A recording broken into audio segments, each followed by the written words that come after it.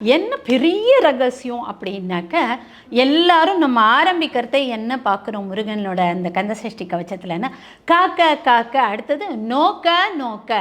காக்க காக்க சரி, நோக்க நோக்க சரி.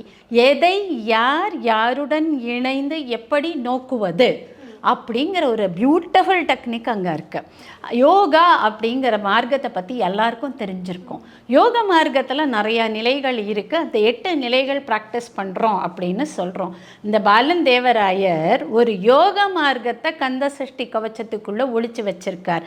இதை தான் நான் சொன்னேன். பல அவஸ்தைகள்னு குழந்தைகள் அப்படின்னா, அதாவது குழந்தைகள்னா அறியா பெறுவர் அப்படின்னு வச்சுக்கலாம். எனக்கு அதை படிக்க மட்டும்தான் தெரியும். கந்த சஷ்டி கவச்சத்தினுடைய வார்த்தைகளை கூட முழுசாக சொல்ல தெரியாது, கேட்க மட்டும்தான் தெரியும். இப்படி ஒரு ஸ்திதி. படிக்க மட்டும்தான் தெரியும். மனப்பாடம் பண்ணி வச்சு ஒரு சஷ்டிலையும் 6 தடவை 36 தடவை சொல்கிறவங்க இருக்காங்க. இப்படி ஒரு லெவலில் மனிதர்கள் இருக்காங்க. மனிதர்களை எல்லாரையும் ஒரே மாதிரி நம்ம பிரிவினையில் கொண்டு வர முடியாது. எல்லா பிரிவினருக்கும் ஏற்ற ஒரு அழகான ஸ்லோகமாக கந்தசஷ்டி கவச்சம் இருக்கிறது.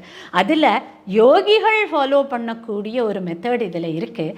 இந்த மெத்தடை நான் உங்களுக்கு சொன்னேன்னா, இவ்வளவு ஈஸியாக இருக்கே, இப்படி கூட முருகனை என்னுடன் பக்கத்தில் வச்சுக்க முடியுமா அப்படிங்கிற ஒரு ஆச்சரியமான விஷயம் வரும்.